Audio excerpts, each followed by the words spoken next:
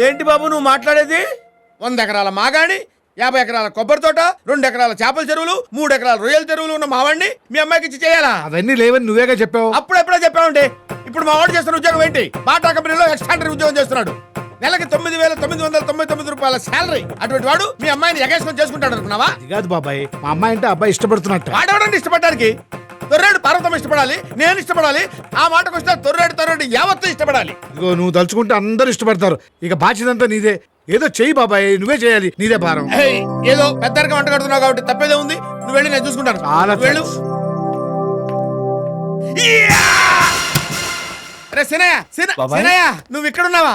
నీ పంట పండిందిరా, అదృష్టం ఎగురొచ్చి నీ ఒళ్ళో వాలిందిరా.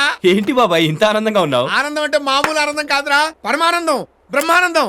టెలిఫోన్ కనిపెట్టినప్పుడు గ్రహం బెల్ కూడా ఇంత ఆనందపడి ఉండడురా. ఇదిగో ఈ స్వీట్ తీసుకో. అసలు విషయం ఏంటో చెప్పు బాబాయ్. మామూలు విషయం కాదురా, అంజలి ఫాదర్ మాధవరావు గారు నీ పెళ్లి కొప్పుకున్నాడు రా బాబు. బాబాయ్ వదలండి. సారీ అండి, ఆనందం ఎక్కువైనప్పుడు పక్క వాళ్ళని కౌగలించుకోవటం మా తొర్రేడు వాళ్ళకి అలవాటు. మంచి అలవాటే. చిచి. ఒరేయ్, నువ్వింకా ఆలస్యం చేయొద్దురా. వెంటనే మీ అమ్మని పిలిపించు, అంజలి మెడలో తాళి కట్టు. యా!